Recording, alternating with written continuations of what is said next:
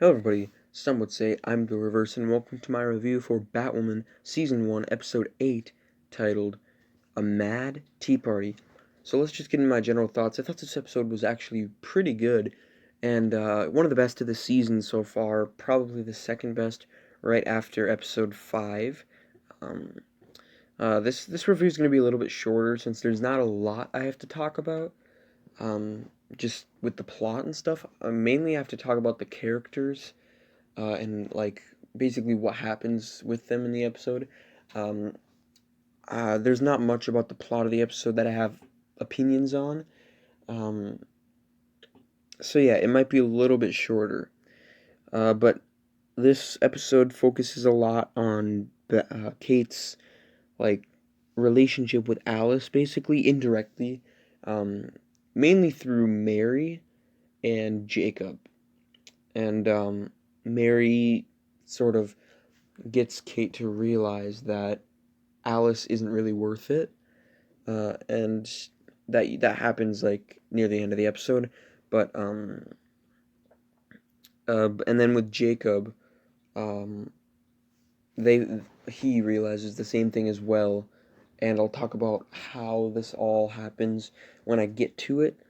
Um, but Mouse in this episode, like or in last episode, we saw that he was dressed up as Jacob. And in this episode, that continues. There is a humanitarian gala honoring Catherine that Mouse goes to, and it looks like Jacob and Catherine, like it looks like their relationship is like starting to reform itself. Um, Obviously, it's Mouse, but they're in the limo and they're drinking champagne, and it's super significant to the storyline of this episode, which is why I'm covering it. But yeah, he actually tranquilized Sophie and Tyler back at the Crows headquarters. Um, and then he went off. He was drinking champagne with Mary and Catherine in the limo. And when Catherine was doing her speech, basically, Alice was in the auditorium, basically, is what it was.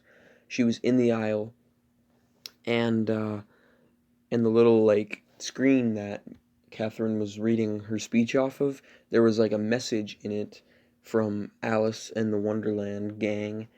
Um, and it was all about how Catherine and Jacob are the real criminals of Gotham, how how Catherine makes weapons and sells them to criminals, and then Jacob gets the money from taking them down. And then her nose starts bleeding all over the screen and she passes out. Turns out it was actually from the champagne that Mouse, disguised as Jacob, gave to her. And if you didn't know, at the beginning of the episode, also, the Wonderland gang kidnapped the real Jacob and held him captive. But eventually, I don't know if he escaped or if Alice let him out, but he ended up unconscious in a van. So I think that, yeah, Alice, I think, let him go, but, like, had him unconscious. And I'll talk about more about what happens with that later. But yeah, Catherine is poisoned, and Alice has a antidote, basically. And I think it might have been that vial that she got last episode from the rifle, or what's her name? Sophia, I think was her name. We didn't get to see who Sophia was, but I think that might have been the vial she got last episode. Correct me if I'm wrong in the comments, but she poured it in this little teacup, and um, it was basically an antidote to the poison um, that Catherine had in her, and Catherine and Mary had in them, and it was only enough for one, and Mary was gonna give it to Catherine, but Catherine, she had a heart-to-heart moment with Mary, saying that Mary is the only thing she did right, and Mary ended up drinking it, and Catherine died, which was absolutely crazy. I didn't expect that to happen. Obviously, she's not a huge part of the show, but still, it is a pretty big moment for some of the central characters like Mary and specifically Jacob and um, not not necessarily Kate, but mainly Jacob and Mary. And it's a pretty big deal too because she's the one that runs Hamilton Dynamics, which is the one the company obviously that made the Batwoman killing gun um, that the rifle has right now, I think. And it's just a really big deal because she was the head of that company, and well, she's the reason basically that Alice is the way she was.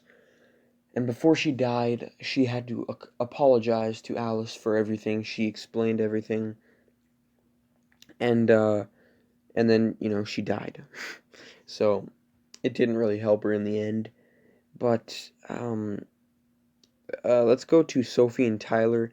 Probably the worst part of this episode was their marital drama about Kate and if Sophie still loved Kate.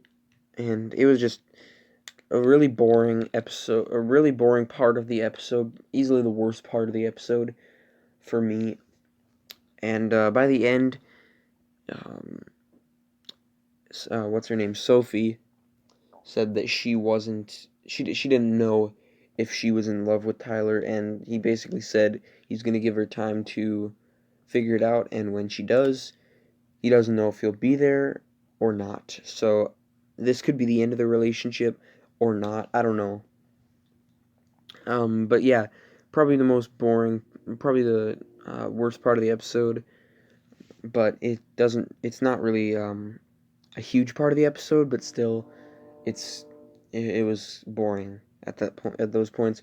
But like I said earlier, the real Jacob wakes up in a van, and he's surrounded by police because he's being framed for poisoning Catherine, which is what Mouse did. And yeah, he had the Alice basically put the vial of the poison in his like jacket pocket or something. He woke up, he was talking to Kate for a little bit, and then the GCPD arrested him, and looks like he's going to prison. Maybe not. He's probably not going to be in there for long. Might even be out right after Crisis. I don't know. We'll have to wait and see. But he says, well, Kate's like she's done with Alice basically. She was holding out hope throughout the whole episode that Beth was still in there. Well, not just in this episode, the whole season, but she's done. She she's done. She's gonna hunt Alice now, and so is Jacob. Jacob and Kate are there. Once Jacob gets out, they they're gonna hunt Alice. They are not they're not holding back. So yeah, we're done with Kate getting in the way of them arresting Alice or killing Alice, whatever they wanted to do, because Jacob and Kate are now on board and they want to stop Alice. But nothing really happened like at the end of the episode as for like a cliffhanger for the back half of the season. There is a big, huge cliffhanger that has to do with Crisis. Not really a cliffhanger, like a post-credit scene, basically, um, for all the shows. Uh, Basically, like the Earth 90 scene from Elseworlds last season. But I'll talk about that later. But there was no cliffhanger for the back half. There usually always is. Like, like a good example is Flash last season had that cliffhanger of Nora working with Thawne in the mid-season finale. There was nothing like that in this episode. Basically, just like it was a huge changing point for all of the characters. Jacob's now in prison, or he's going to prison, or he's convicted, basically, of killing Catherine, who obviously is now dead, and Mary and Kate are not on good terms because Mary was mad at Kate for taking so long to realize Alice is not worth it, and Catherine is dead because of it. So yeah, it was just a big episode. It was a big turning point for a bunch of the characters in this episode, but there was no real cliffhanger. But right at the end, we had that new teaser for Crisis goes all the way back to Flash, to Nash Wells in the sewer. I did not expect it to be with Nash. I honestly expected that to be maybe like the cliffhanger for Flash's episode, but it's the cliffhanger for each episode, which I thought was weird because people that don't watch Flash, like I I'm guessing there's people out there that only watch Batwoman. They don't watch Flash. Um, they're probably super confused on what is going on because who the heck is this random guy and what is he doing with all these symbols on a wall? But let's just talk about the scene itself. I don't know. I think it takes place the day after last episode of Flash because last episode was 2 days away from Crisis, which in universe takes place on the 10th of December. The caption said this was on the 9th of December, or yeah, it was the 9th, wasn't it? And so I think it is the day after last week's episode of Flash. Um, it doesn't really matter what the time is. It is right before Crisis, and he pressed these little symbols in. I think it was the monitor's voice.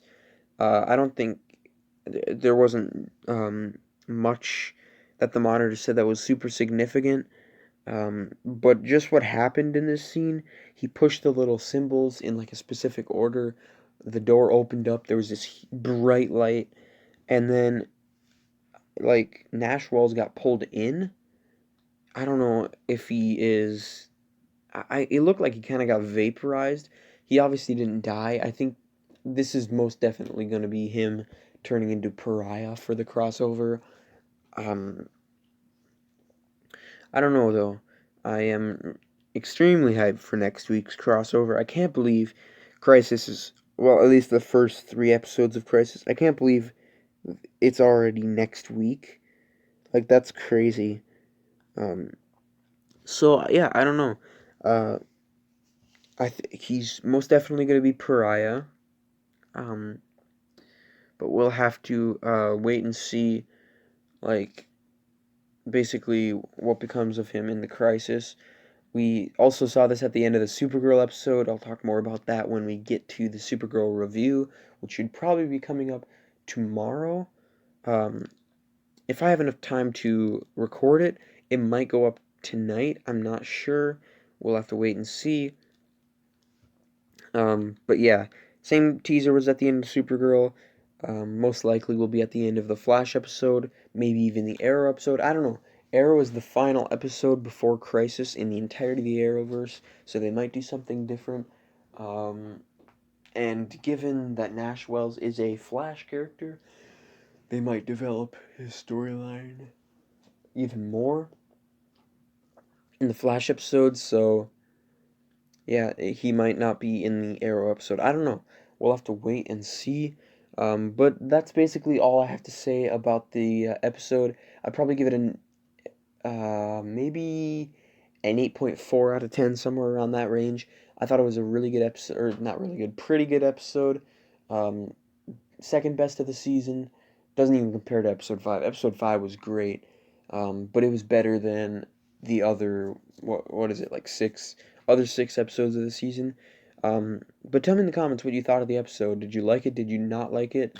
Tell me what you liked. Tell me what you disliked. What do you think is going on with that ending with Nash Wells?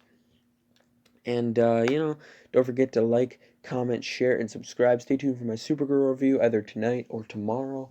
Most of you will probably be watching it tomorrow since it's pretty late in the night today. So, yeah, just nonetheless, hope you guys enjoyed. See ya.